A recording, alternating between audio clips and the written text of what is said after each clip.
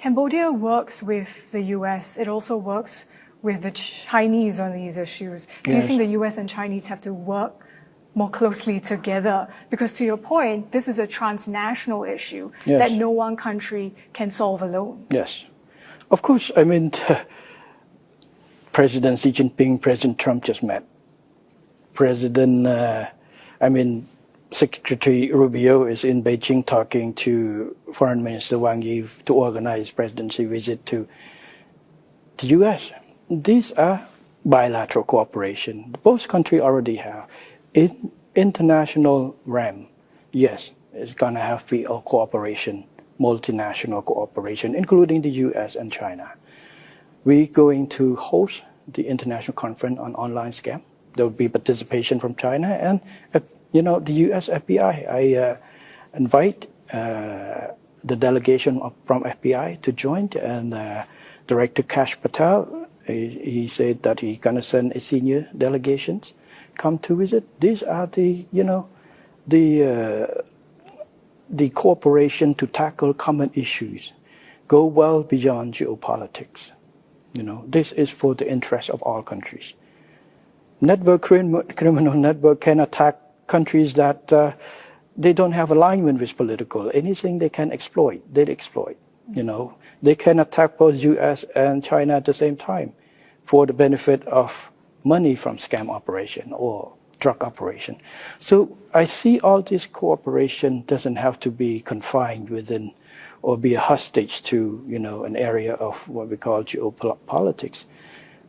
Sometimes it's too overblown when we focus on the negativities. But overall, the positive relationship between even the main, China and the US has existed for a long in multiple channels. You talk about how these criminal groups are becoming more sophisticated. A UN report shows that now they're even acting like corporates, that they're using, for example, in the Southeast Asian region, some of these criminal groups, concessions within special economic zones to operate.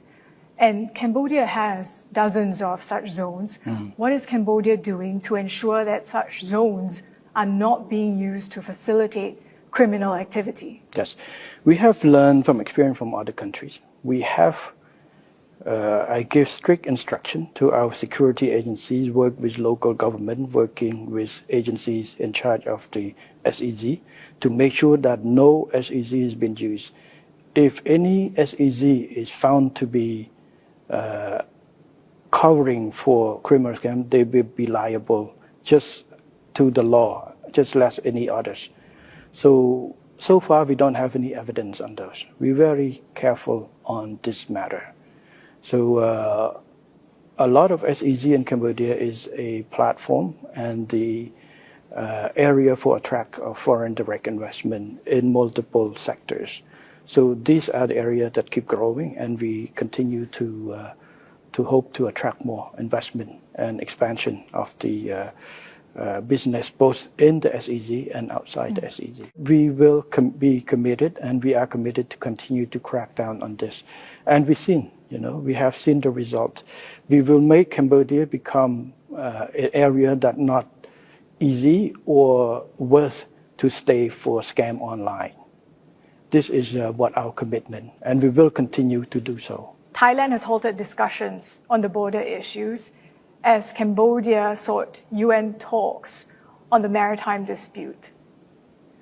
What is being done? What efforts are being made to restart border talks? I heard the Thai leadership, especially foreign ministers of Thailand, has stated that because Cambodia go to UN clause that closed the door for the land boundary. This statement, I like to say, a little bit inaccurate and a little bit unfair, based on two reasons. One, the reason why we go to the UN clause compulsory reconciliation is because Thailand has decided to cancel the only existing bilateral agreement between Cambodia and Thailand on maritime, MOU 2001, which for 16 years, for 15 years, that both Cambodia and various Thai government, about 13, over 10 governments, have continued to try to work based on that, try to find solution. including two previous Prime Ministers of Thailand, Prime Minister Sita Thavisin and Prime Minister Ung Eng, during my time, that we work and try to find solution to the joint development and other areas. But unfortunately, after our warning, our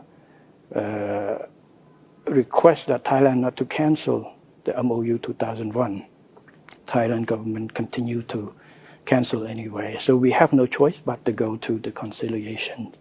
Second, there's no conditions, no agreement or anything before.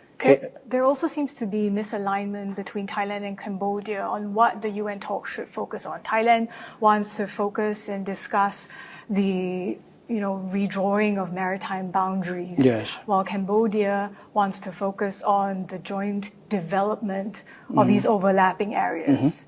As a gesture of goodwill, might Cambodia consider confining the scope of discussions to a resolution on maritime boundaries? I think this point is too early. We need to go on, agree on the process of appointing the judge.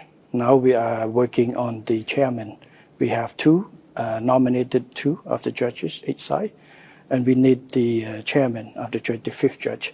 And we're still working on that. So confining the scope of discussion for now is not something Cambodia It's would not consider. something that we have posed over two proposal for delimitation and the delimitation and also the joint development area for the decisions. But like I say, for now at this stage, let's focus on getting the process moving. And Senator Lee Yong-pat has been sanctioned by the U.S. for forced criminality. Senator Kok An has been sanctioned by the U.S. for hosting human trafficking. How fair do you think these U.S. actions were? I think it's a personal matter on that, and both senators have engaged legal team to fight the legal battle in order to clear their names already. You're saying that Cambodia remains committed to fighting this issue of scams. Yes. So how far is it going to go in taking action against elites that are being linked to criminal activity or scams? We have taken action against a number of officials. For example, we had removed 3-star general, 2-star general, 1-star general that found to have evidence that found to link with that. We have taken charge, even dismiss governors, police commissioners of provinces that is inactive against that type of work. So there are more investigations to go on that that we are dealing with this. So would you say that the U.S. action, would you care to weigh in on whether you think it was fair action?